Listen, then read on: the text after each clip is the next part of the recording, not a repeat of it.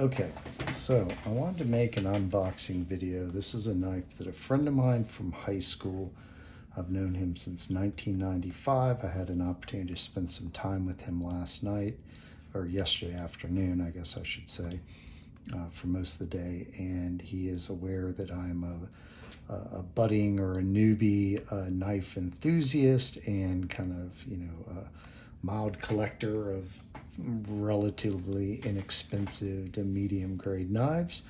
And this is a knife that his family farm had I guess, custom labeled for their farm several years back, and so he provided me with one. He did explain it's an inexpensive knife, but as he said, he uses knives for cutting, and when they no longer cut, he gets rid of them and gets a new knife that will cut. So here we have the box, Cedar Creek Outdoors. We have a model 2310. We have a barcode and a made in China on the other side. And as we open it, we find ourselves with a wooden handled knife. So wooden handle, thumb stud for opening, a spine lock, a moderately shallow pocket clip with, looks like we're missing a pocket clip screw. These screws do not look like Torx. Those look like some type of hex. We can see here we have some branding here, Renwood, that's the name of their farm, and something happening on this side. So let's open this up and see what we got. Okay, so stiff and a little grindy. Unisouth Genetics ink with our CCO stainless on the presentation side. On the lock side, or I guess I should say the clip side in this case, we have Renwood Farms ink with a pretty slick logo, I must say, that they have here, and a origin for the knife of China. So my hope is that we will take this knife apart and we will clean it up and lube it up and maybe make it a little bit more functional for my use. So first we're going to get some stats here, and so we're going to start with getting some measurements with an overall closed length right at 4, a open length, oh boy, that pocket clip's coming all the way off, it seems like, an overall length of, looks like 7 and maybe 3/16, and a blade length.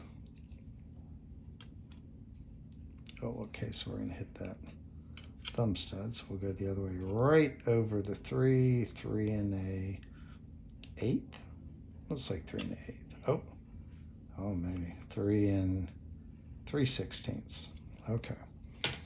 So we also can weigh, get a little weight here.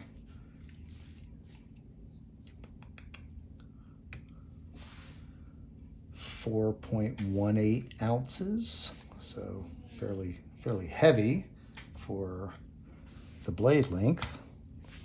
And we can get some other, let's get some measurement on the spine here. Turn it on, let's see what we got. I have this at a 0.9, so 93 inches. Switch that, 2.38 millimeters. Okay, so pretty thick little blade. Ergonomics, definitely four fingers. A little bit since this is a tip down carry.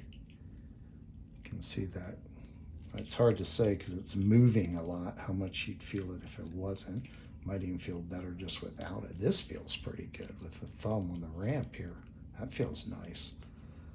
You don't really have the ability to get up here. I guess you could get onto that, but this is really, seems like this would be how it would be used. So, fairly stout blade here. Just running a little bit on the crunchy side. So I'm going to go ahead and pause this, and we're going to get ready to take this puppy apart.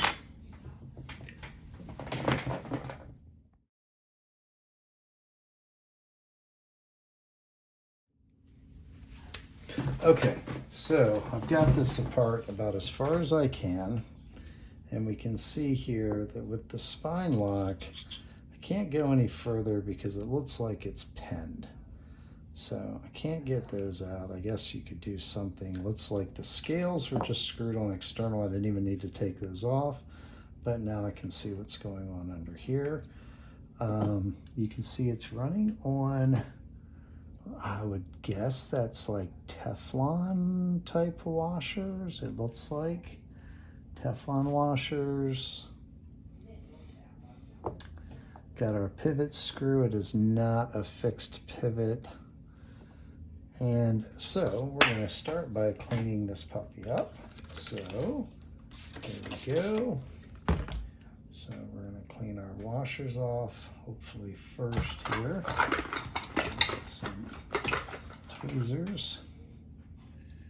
And let's get these cleaned off nicely. Best we can. Okay.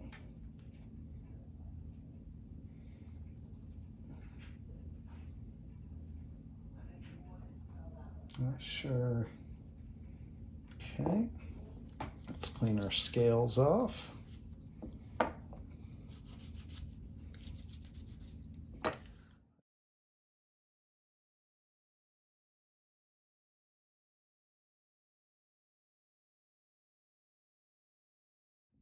We are running much more smooth.